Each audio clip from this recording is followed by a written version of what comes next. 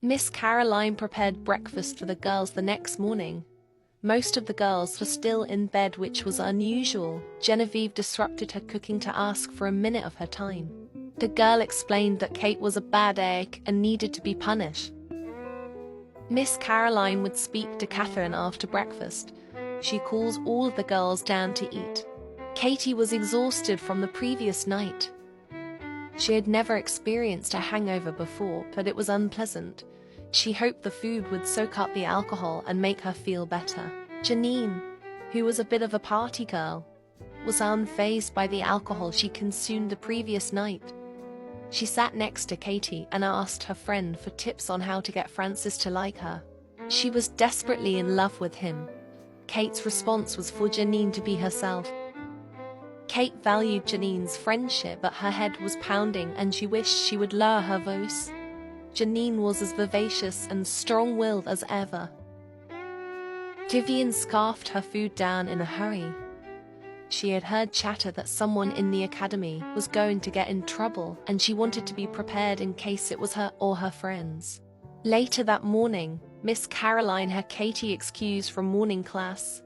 She was asked to meet in her office. Kate had been a model student since she arrived, so she was confused to why she was in trouble. Miss Caroline informed Kate that another student tattled on her for leaving the academy without permission. Her punishment would be 2 months of laundry duty. The next time would be expulsion. Kate took her punishment in stride, but was angry at someone for turning her in. Kate smoked a ciggy after leaving Miss Caroline's office. She thought of who could be cruel enough to tell on her. She was well liked at the academy. Her only conclusion was Genevieve Landgraf. Kate tried to calm herself down in the mirror. Growing up around her mother's volatile behavior has made her weary of showing any kind of negative emotion. She doesn't know what sort of predisposition for violence she could have. Instead of acting out and making a fool of herself, Kate began keeping a diary in which she shared every intrusive thought and bad feeling she experienced. She admitted that Genevieve reminded her so much of her mother, and that is why it bothered her so much that the girl didn't like her. Her diary became her safe haven. She wrote about her dreams of one day becoming a famous singer or actress. She figured the first step in making it a reality was seeing it written down and actually believing it. As Kate's status continued to rise within the academy, Genevieve's behavior became more and more unhinged. She acted out at everybody who was nice to Katie. She was obsessed. The next 2 months were hard on Kate. On top of her vigorous school schedule, she spent any extra free time scrubbing her peers' dirty laundry. She wished she could pour the dirty water on Genevieve's entitled face. The fresh air felt nice on her face during the wicked heat of the summer days, but her punishment felt unnecessary since all of the girls at the academy broke the rules. Why was she the scapegoat? As much as she had hated watching her parents smoking, Kate had developed the nasty habit. It helped to calm her during times of anger and frustration. Her ciggies were the only thing keeping her from slapping the smile clean off of Genevieve. During the summer, Genevieve enacted her plan to steal Edison away from Kate. Since she was on laundry duty, Kate had little time for extracurriculars, and Genevieve used that to her advantage. Genevieve found Edison very attractive, but it was difficult to converse with him because they came from vastly different backgrounds and had nothing in common. This didn't stop her from laying it on thick. Genevieve knew that the only reason Edison gave her the time of day was because being associated with a Landgraf would open doors for him in the entertainment industry, and he needed that opportunity. They were both using the other for their own personal gain, and that was fine. Genevieve only needed him long enough for Kate to be so crushed that she leave the academy and allowed Genevieve to settle bar. On her place at the top, Kate and Janine were quickly becoming best friends. Kate came to her about everything, and Janine did the same. Janine taught Kate so much about being a confident woman, and she aspired to be just like her.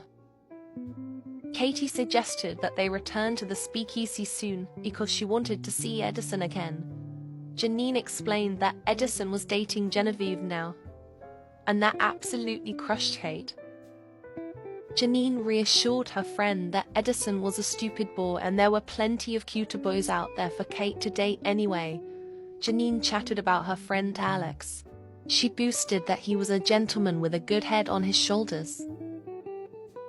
Before the girls left to go to the speakeasy that night, Kate decided to drop Genevieve's confidence down a peg like she did to her. She tells the girl that it was tragic that she had an ugly personality because the inside definitely matched the outside.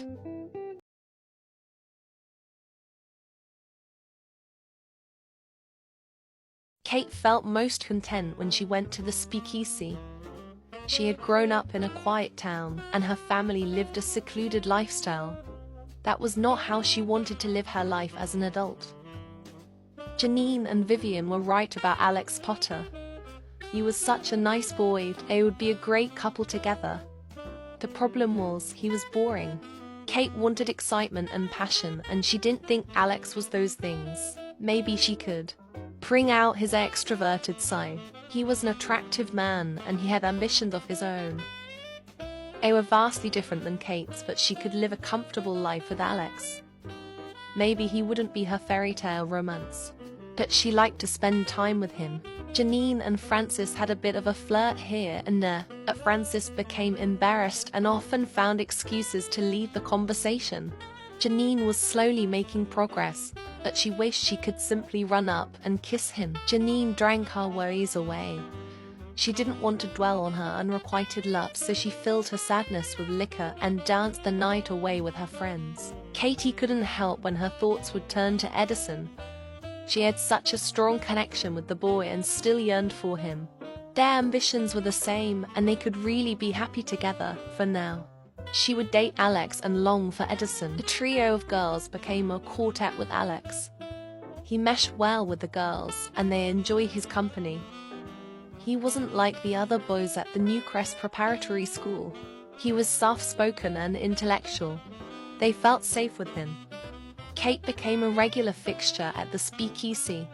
The owner was so impressed with her performances that he asked her to perform once a week for the patrons. Kate felt so blessed for an opportunity to do what she enjoyed for crowds of people. As the months passed them by, the girls became more rebellious of the rules. All enjoyed to have their ciggies late at night, even though it was strictly against Miss Caroline's rules. The girls often sat outside with their ciggies and chatted about ways to end Genevieve's tyranny at their school. She was a bully towards every girl at the academy and got away with her behavior because the Langrob fortune funded the academy. She had to be stopped. The girls at the academy liked to spend their free time in the cellar. Genevieve never spent time down there, so the girls went down there when they wanted to escape that nasty girl. They had all of their activities down there. Janine spent much of this time complaining about her unrequited love for Francis and different ways that they could humiliate Genevieve. She was such a free thinker. Janine often asked for reassurance about whether Francis liked her or not. From what Katie could see, the boy you'd like her. His cheeks would flush when Janine walked in a room. He was as smitten with her as she was of him. Kate pointed out that people of color were treated differently than them. Kate theorized that Francis didn't act on his feelings because it could end badly for him. Perhaps Janine should be more discreet with her feelings for him, and that would make Francis more comfortable. Vivian spent much of this time focusing on her art. She came from a long line of artists, so the ability came natural to her. Painting had become a chore for her. She had no passion for it. She wanted to be a pianist. She thought she was quite good. Vivian's favorite part of the week was during music class. She was able to display her music talents. It validated her ability to play and made her want to quit painting altogether. Maybe she could make it as a musician. Janine and Kate were usually so checked out for the week that they didn't participate in music class. Instead, they danced. Janine didn't have any musical ability, and Kate performed once a week at the speakeasy, so music class seemed arbitrary to her. One night, Kate asked Janine for dance lessons. Janine was gifted with great rhythm and the seamless ability to move her body. They had convinced Alex and Francis to join them at the dance club, and Kate wanted to impress Alex with her moves. Kate felt so grateful to have such a wonderful friend like Janine. They had become so close. It was like she had a second person inside her mind. They only had 2 years until they would graduate from the academy, and then they would move on with their lives apart.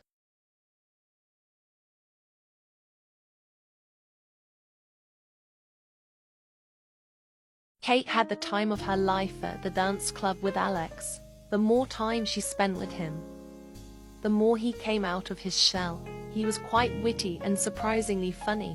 He was a great dancer as well. Kate found herself more and more attracted to him. She began to form a crush on him.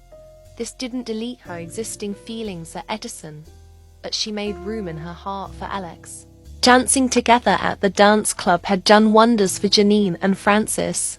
Janine felt over the moon that she was so close to Francis, and he didn't recoil from her touch. If anything, the boy looked at peace to be embracing her. The duo moved to a secluded part of the club after they finished their dance. Francis shared that he had feelings for her, but he was scared to act on them. An interracial relationship in Newcrest would be seen as scandalous, and it could jeopardize their futures. Janine was more than happy to try. They would tread carefully and be secretive that they could make a relationship work. She tried to kiss him. Francis rejected her advances and said it would be too difficult and dangerous. Alex and Kate flirted throughout the night. Kate's feelings for him grew with every interaction they shared. Maybe she was wrong about him, and they could be each other's true love. Alex officially asked Kate to go steady with him a few weeks after the dance club. Kate's first thought was of Edison, as she pushed him from her mind and accepted. Katie was happy with being in a relationship with Alex because he was truly a nice guy, but she had conflicting feelings, so she wrote about it in her diary. She felt stupid for still thinking about Edison when he clearly didn't feel the same for her. She decided she would be all in with Alex. He had been nothing but kind and loyal to her, so she would give him the same in their relationship. This would be the last diary entry that would speak Edison's name. Katie decided that she wanted some time to herself.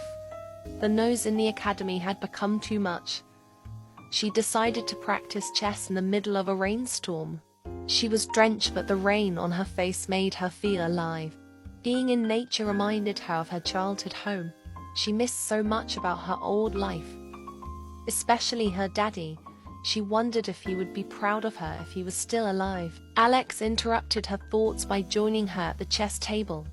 He had traveled 5 miles in the rain just so he could see her. She didn't feel as though she deserved this kind of attention from such a nice boy. He came all the way from the Newcrest preparatory school to tell her that he has waited his whole life to find a girl as beautiful and intelligent as Kate. He gushed at how lucky he was to find her and started talking about their future together. Kate listened intently to what Alex had to say. He described a beautiful life together. However, it was not the life she envisioned for herself. She didn't want to be a housewife with a litter of children. She wanted to be a star and to be self-sustaining. Regardless of her apprehension of the future Alex could give her, she liked the boy. He was such a gentleman and made her feel like the most special girl in the world. She decided she wanted her first kiss to be with a nice boy, so she locked lips with Alex. Once Kate went inside and dried off, she searched for one of her friends to gossip about what she had just done. Vivian was down in the cellar, so Kate confided in her. She shared the details of her kiss with Alex.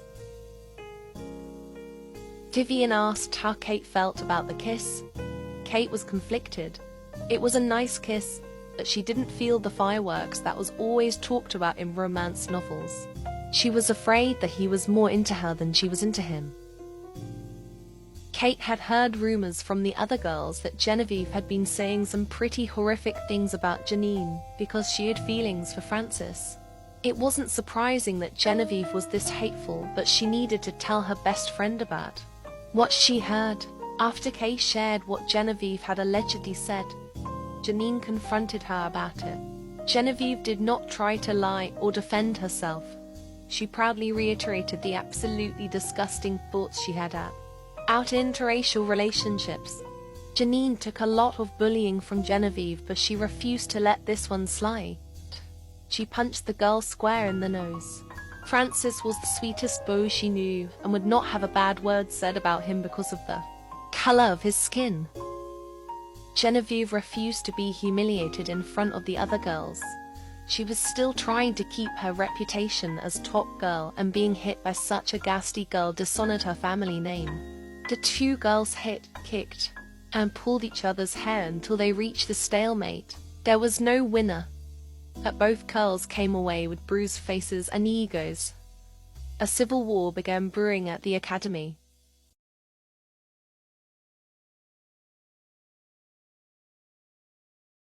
Janine and Katie discussed the events that had unfolded in the last few months. Janine was nearly expelled from the academy for what she did to Genevieve. After pleading for leniency, she was permitted to stay, but could not be in the same room as Genevieve. It was very upsetting for Janine because the few classes she shared with the wretched girl were subjects she was interested in and was no longer permitted to study. She was frustrated that Genevieve was given no punishment for the things she said. Kate saw how down her friend had been in the last few months. Her detention sentence was only recently lifted. Kate decided she would take Janine to the speakeasy and invite Francis, who she had not seen since, to fight with Genevieve. Janine couldn't wait to see Francis again. Her punishment was extensive and frustrating, but she would do it all again to defend the honor of a good man.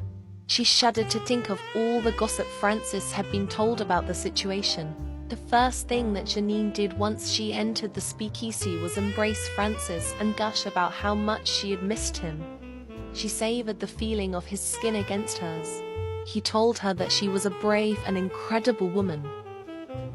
Alex was unable to come out to the speakeasy because he was out of town visiting his mother. Things between the couple were going well, but Kate simply didn't feel that spark with him. It felt nice to be away from him for a few nights. Vivian was happy for her friends. Truly. She wanted nothing but great things for those girls, however. She threw herself a pity party because that would never be her. She would always be the fat sidekick who never got any love. In a cruel twist of fate, Edison arrived at the speakeasy, and he was also alone. Genevieve was not hanging on his arm like a leech. Kate had been drinking, so she gave in to her impulse and engaged in a conversation with him. Vivian encouraged Edison to have a seat at their table, and so he did. It was not long before Edison was flirting with Kate, and Kate, against her better judgment, was flirting back. As the night progressed and the liquor continued to be consumed, Kate and Edison found themselves gravitating towards one another. Edison asked Kate to dance, and she accepted. The sensation she felt with Edison was a supernova compared to the small flame she had with Alex. This was everything she ever wanted, and yet she felt so guilty, like her mother. Katie pushed that guilt away, because she was young and allowed to explore her options before choosing a husband. After they finished dancing, Kate admitted that she has had feelings for him since the moment she laid eyes on him that first night. She liked Alex but could not deny her affection for Edison. Before she could stop herself, she kissed him. She felt the fireworks that she always read about. Edison shares that he only got with Genevieve so he would have connections in Del Sol Valley. Kate admired his ambition. After trying once again to convince Francis to take a chance on her, he left the speakeasy because he still felt it was too dangerous. Janine drank her feelings away. Soon after Francis left, he returned. He had been struck by lightning. He told Janine that this was a sign from God that he needed to stop being afraid. He told her that he wanted to give their relationship a chance. Invigorated with such love and devotion, Janine got up on stage and sang a love song to Francis. This was the moment she had longed for over 3 years. Vivian sometimes hated to go out with her friends. The other girls always received compliments from beaux and were bought drinks. Vivian just kind of existed. No boy ever called her pretty or asked her to dance. Prior to this night, Vivian only sipped on 1 drink per night. But not tonight. Vivian decided that she would get absolutely obliterated. She ordered drink after drink until she began to feel better. Eventually, the amount of booze she drank caught up to her and she passed out on the floor of the speakeasy. Janine and Francis escorted her home, leaving Kate alone with Edison. Kate asked if Edison would like to go into the dingy lounge where the singers waited their turn to get up on stage. Edison agreed. She was not in her right mind because of the booze, but she knew she wanted Edison. Edison whispered sweet words into her ear about how beautiful she was and how stupid he had been for not fighting harder to be with her. This was music to Kate's ears, and she began kissing him again. As the speakeasy was closing for the night, Edison told her that he didn't want their perfect night to end. Edison propositioned her to sleep with him right there on the grimy floor. They were both drunk, and Kate had yet to do the deed with Alex, but she wanted this with Edison, her first true love. Edison deflowered Kate that night, and despite all the circumstances of the event, it was perfect in Kate's eyes.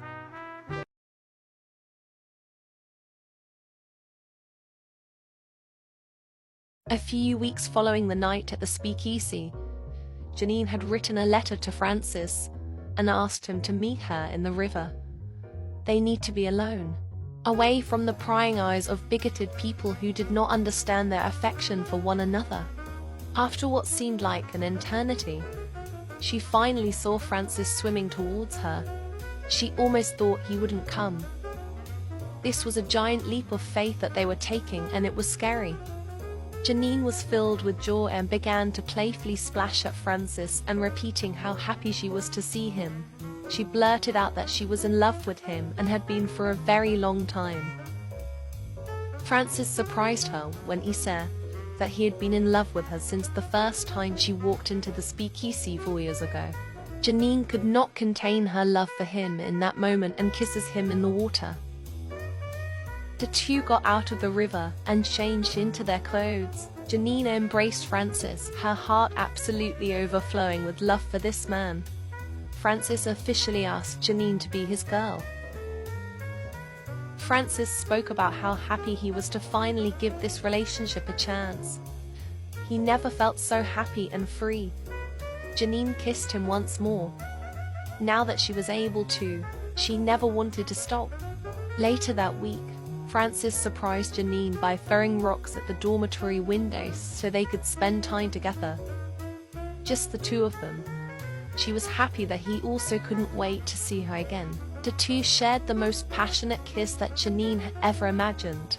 It was intimate and turned her legs into jelly.